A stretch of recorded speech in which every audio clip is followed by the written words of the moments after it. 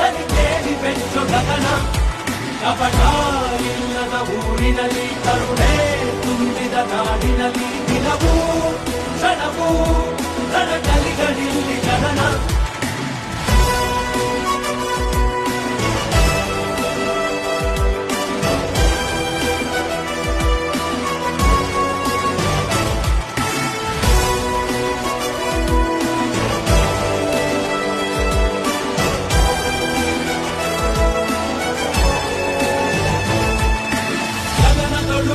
ಬಡಬಡಿಸೋ